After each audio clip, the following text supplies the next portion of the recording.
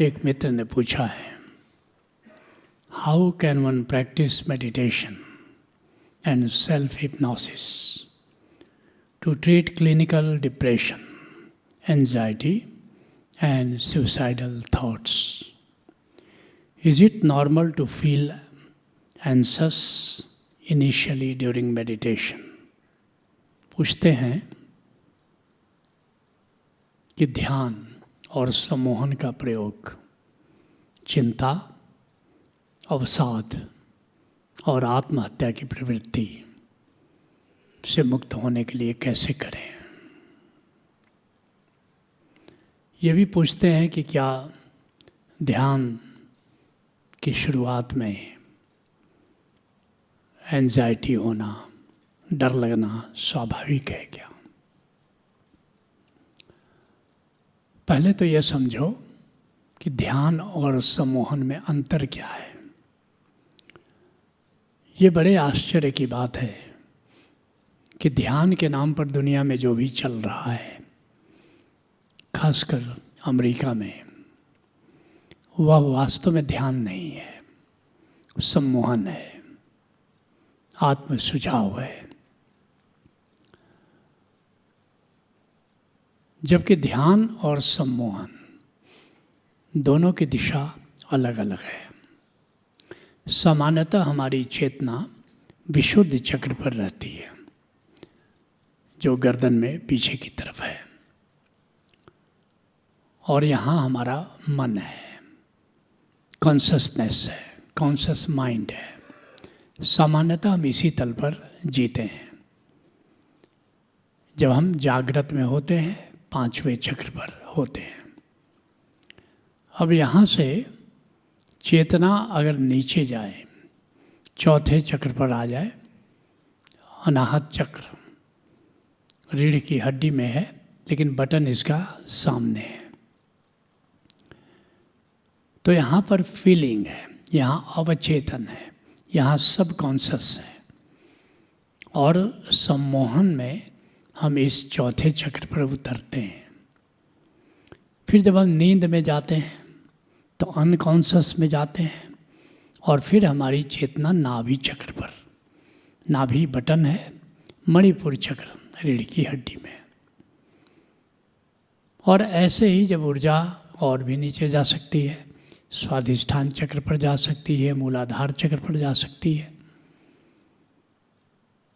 ऊर्जा और चेतना का अधोगमन होता है और फिर इसका ऊर्ध्वगमन होता है। जैसे पांचवें चक्र से जब ऊर्जा ऊर्ध्वगमित करके छठे चक्र पर जाती है तो वहाँ पर ध्यान घटित होता है, और फिर वहाँ से फिर ऊर्जा सहस्रार चक्र, सातवें चक्र पर जाती है तो समाधि घटित होती है। ध्यान में ऊर्ध्व दिशा में यात्रा होती है, सम्मोहन में नीचे की दिशा में यात्रा होती है। तो सारी दुनिया में अभी जो सम्मोहन कराया जा रहा है ध्यान के नाम पर, वास्तव में वो ध्यान नहीं है। ध्यान तब तक ध्यान नहीं है जब तक कि निराकार के प्रति जागरण न हो। केवल सुझाव देना, रिलैक्सेशन करना, इसका निराकार से कोई संबंध नहीं है। और जब तक निराकार से संबंध नहीं है, ध्यान ध्यान नहीं है। तो पहली बात कि दोनों में भेद है। दूसरी बात, तुम कहते हो कि ध्यान में डर लगता है। शुरू में डर लगता है, इसका एक कारण है। तुम मन के तल पर जीने के आदी हो गए हो, और ध्यान में मन की मृत्यु हो जाती है। चूँकि मन के तल पर जीते हो, इसलिए मन की जब मृत्यु होने लगती है तो तुम डर जाते हो। तुम सोचने लगते हो कि कहीं तुम्हारी ही तो मृत्यु नहीं हो रही है। नहीं, तुम मन के पार आत्मा हो, तुम्हारी मृत्यु तो कभी भी नहीं हो सकती।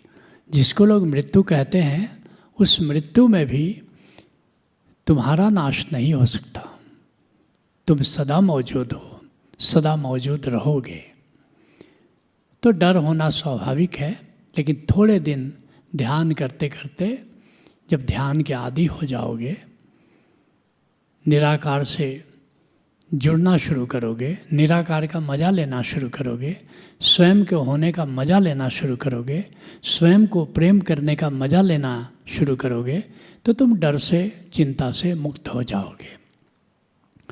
अब तुम पूछते हो कि ये जो डिप्रेशन है, अवसाद है, निराशा है, ये जो आत्महत्या की वृत्ति है, सम्मोहन के द्वारा, ध्यान के द्वारा कैसे इससे मुक्त हो जाए। आत्मा जीत लेना परम जीत है, साधना की सरलतम यही रीत है। आत्मजयी होना है, आत्मा की उपस्थिति के साथ जीना है, ये ध्यान है। लेकिन सारा अवसाद, ये निराशा, ये कई कारणों से होता है। ये मैं बताऊंगा कि केवल एक दवा से, एक चीज़ से मुक्ति नहीं होगी। जैसे तुम युद्ध करते हो, अब तुम पूछो कि आर्मी के इस्तेमाल से हम कैसे जी सकते हैं, तो मैं कहूँगा अपने को सीमित क्यों करते हो। एयरफोर्स है, आर्मी है, नेवी है, सबका इस्तेमाल करो। तुम अगर पूछोगे कि खाना बनाते समय केवल नीचे आग जला करके कैसे बना सकते हैं, मैं कहूँगा क्यों प्रेशर कुकर का भी इस्तेमाल कर सकते हो। ऐसे ही पहले कारण जान लो कि क्यों निराशा होती है, आत्महत्या की वृत्ति क्यों होती है। पहला कारण और मुख्य कारण है कि तुम्हारी नाभि अपनी जगह पर नहीं है, नेवल डिसलोकेशन। डिप्रेशन का, आत्महत्या का, निराशा का प्रमुख कारण है। और आश्चर्य कि मैंने अपने अनुभव से देखा है कि करीब करीब 50% लोगों की नाभि अपनी जगह नहीं होती। खासकर पुरुष व्यायाम करते हैं, कूद फांद करते हैं, बोझा उठाते हैं, तो उनकी नाभि अपनी जगह से हट जाती है, उनका अलाइनमेंट गड़बड़ा जाता है। और ऐसे ही महिलाएं जो डिलीवरी से गुजरती हैं, 70% ऐसी महिलाओं की नाभि अपनी जगह पर नहीं होती है। और ये जो नाभि केंद्र है, ये हेल्थ का मुख्य कंट्रोलर है। अगर जैसे राजा अपने राज्य में नहीं है तो निरंकुशता होगी, उच्छृंखलता होगी, विद्रोह होगा। ऐसे ही जब नाभि चक्र अपनी जगह पर नहीं है तो निश्चित रूप से स्वास्थ्य गड़बड़ाएगा। तो पहली चीज़ है कि नाभि को अपनी जगह लाओ। जैसे हमारे यहाँ आश्रम में, मुरथल आश्रम में ऑस्टियोपैथी शुरू की गई है, और ऑस्टियोपैथी में नाभि चक्र को अपनी जगह सेट किया जाता है, ऐसी व्यवस्था है। और केवल नाभि चक्र की बात नहीं है, शरीर में कहीं भी दर्द है, दर्द अपने आप में निराशा पैदा करता है, हताशा पैदा करता है, परेशानी पैदा करता है। बहुत लोग दर्द के कारण भी आत्महत्या करना चाहते हैं। ऑस्टियोपैथी एक ऐसी विधा है कि शरीर में कहीं भी दर्द हो, कहीं भी दर्द हो, मसल में दर्द हो, तुम्हारी गर्दन में दर्द हो, माइल्जिया हो, फाइब्रोमाइल्जिया हो, सर्विकल स्पॉन्डिलोसिस हो, तो ऑस्टियोपैथी से बहुत जल्दी ही उसको ठीक किया जा सकता है। अभी सारी दुनिया में ऑस्टियोपैथी लेटेस्ट क्लिनिकल मेथड के रूप में उभर रहा है। बहुत ही कीमती है, लेकिन आश्रम में लोगों की आवश्यकता को देखते हुए बहुत ही इसको सरल और सभी चिकित्सा को ले सकें, इसलिए शुल्क भी बहुत मामूली रखा गया है। तो मैं समझता हूँ कि ऑस्टियोपैथी जांच तो सबको करा लेना चाहिए अपनी नाभि का, और भी अगर कहीं दर्द है तो दर्द का संबंध किस चीज़ से है, क्योंकि अगर कहीं आज दर्द है तो कल वो अर्थराइटिस, ऑस्टियोआर्थराइटिस, माइल्जिया, सर्विकल स्पॉन्डिलोसिस में बदल सकता है, वर्टिको में बदल सकता है, और बढ़ते बढ़ते फाइब्रोमाइल्जिया में अगर चला जाए तो उसका रिग्रेशन, उसका रिवर्स करना मुश्किल होता है। तो ऑस्टियोपैथी का सहारा लो। वैसे ही जैसे मान लो कि आत्महत्या की वृत्ति है, मैंने कहा कि मुख्य कारण नाभि का अपनी जगह नहीं होना है, लेकिन उसके लिए होम्योपैथी का सहारा लो तो स्वर्ण से एक दवा बनती है, उसका नाम है ऑरम मेटालिकम। ऑरम मेटालिकम 200 अगर खाया जाए, या इसके लिए सिनर्जिक होम्योपैथी में ये सुसाइडल टेंडेंसी के लिए, डिप्रेशन के लिए यहाँ डॉक्टर देते हैं, स्पेशल ड्रॉप्स बने हुए हैं, उनका सेवन करो। और जाने अनजाने लोगों को ये बात पता थी, इसलिए युद्ध में जब योद्धा जाते थे तो स्वर्ण का आभूषण पहनकर, स्वर्ण कुंडल पहन करके जाया करते थे। और चूँकि महिलाओं को ज़्यादा डिप्रेशन होता है, इसलिए महिलाओं को बताया गया था कि स्वर्ण का आभूषण पहनो। स्वर्ण का आभूषण जो पहनता है, ये पतियों के लिए बुरी सूचना दे रहा हूँ, क्योंकि फिर महिलाएं मांग करेंगी कि फिर स्वर्ण आभूषण लाओ, उसको आत्महत्या की वृत्ति नहीं हो सकती। लेकिन दुर्भाग्य से आज सुनहले नकली आभूषण बहुत आ गए हैं, और वैसे भी चोर उचक्के चेन की छीना झपटी कर रहे हैं उससे बचने के लिए। लेकिन मैं रिकमेंड करता हूँ कि कुछ आभूषण सबको पहनना चाहिए, लेकिन महिलाओं को विशेष रूप से, जैसा मैंने कहा कि महिलाओं को नाभि जल्दी खिसकती है आत्महत्या, क्योंकि इनका तीसरा चक्र वीक है।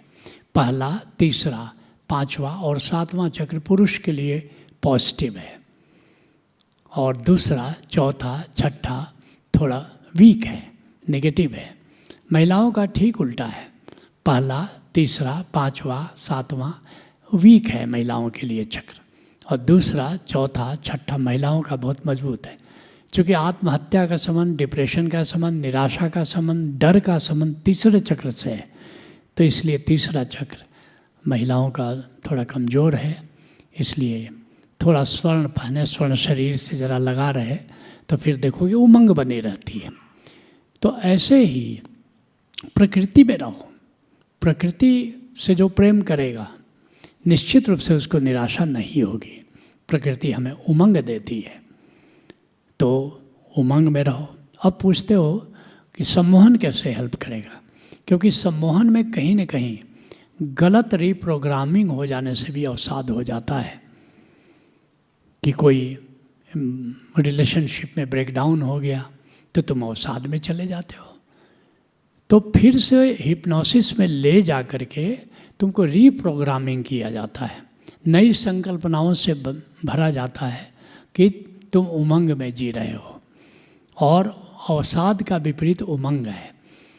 उमंग योग भी तुम्हारा सम्मोहन प्रज्ञा में एक पूरा सत्र दिया गया है उमंग योग को, कि कैसे तुम उमंग में ज़िंदगी जियो।